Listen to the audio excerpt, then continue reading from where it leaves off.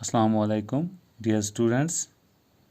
हमारा आज का टॉपिक है idea of liberal nationalism part 2। कल के टॉपिक में हमने आइडिया ऑफ लिबरल नेशनलिज्म के दो एस्पेक्ट्स डिस्कस किए थे। पहला था पॉलिटिकल लिबरलाइजेशन और आज का हमारा टॉपिक है economic liberalisation, liberty in economic affairs. कल जो कि हमने पॉलिटिकल लिबर्टी या पॉलिटिकल लिबरलाइजेशन की बात की, जिसमें हमने पॉलिटिकल राइट्स या वोटिंग राइट्स जो हैं वो हमने डिस्कस किए कि किस तरह से लोगों में ये आइडियाज़ क्रिएट हुए और किस तरह से ये आइडियाज़ जो हैं किस तरह से इन आइडियाज़ ने नेशनलिस्ट सेंटिमेंट्स को जो है इमर्ज किया, ये कल हमने डिस्कस किया। तो आज के टॉपिक में पार्ट 2 जो है इकोनॉमिक लिबरलाइजेशन, जो ये आइडियोलॉजी थी लिबरल नेशनलिज्म की, इसका पार्ट 2 है economic liberalisation. It aimed at freedom and flexibility in economic affairs. Freedom and flexibility in economic affairs, अपनी माशियत को बढ़ाने के लिए आज़ादी और flexibility. In order to boost their economy, European people demanded freedom of markets and abolition of state-imposed restrictions.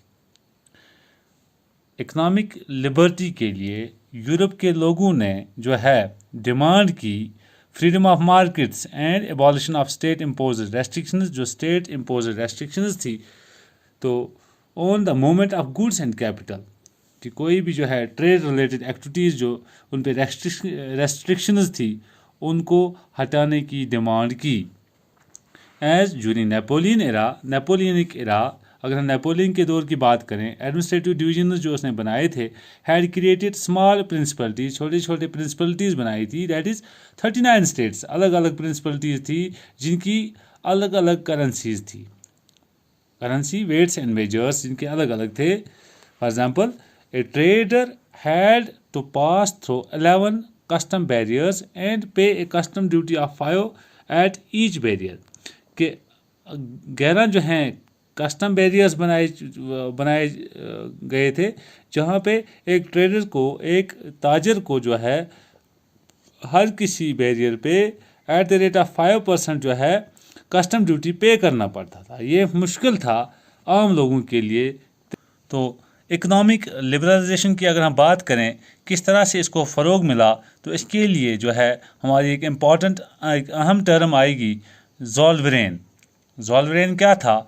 एक custom union formed इन 1834। जब यूरोप के लोगों ने डिमांड की, इकोनॉमिक लिबर्टी की डिमांड की, इकोनॉमिक लिबरलाइजेशन की डिमांड की, तो वहाँ पे एक इन्होंने कस्टम यूनियन बनाई जो है इन 1834 में at the initiative of Prussia and was joined by most of the German states. और बहुत प्रूशिया के इनिशिएटिव से जो है 1834 में एक कस्टम यूनियन बनाई गई जिसका नाम ज़ोलवेरेन रखा गया। तो बाकी जो हैं जर्मन स्टेट्स जो थी इन्होंने भी इसमें शमूलियत की। This custom union abolish tariff barriers, जो भी टैरिफ बैरियर्स थे, जो भी रुकावटें थी, जो बैरियर्स थे, इस यूनियन ने इनको ख़त्म किया and reduced number of currencies from 32 to 2 only.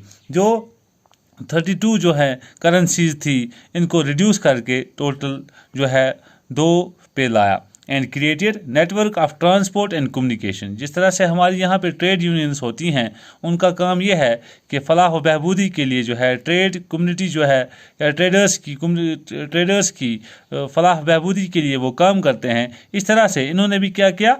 Created network of transport and communication और ट्रांसपोर्ट सिस्टम को जो है इन्होंने ज़्यादा स्ट्रीमलाइन किया। तो इस तरह से क्या हुआ? This wave of economic nationalism, जब लोगों को जो है इस इकोनॉमिक नेशनलिज्म जो है strengthened the wider nationalist sentiments growing at the time, तो वहाँ पे जो है लोगों को एज मिला तो add their contribution towards nationalism, towards nationalist sentiments जो हैं उस दौर का जो डिमांड थी।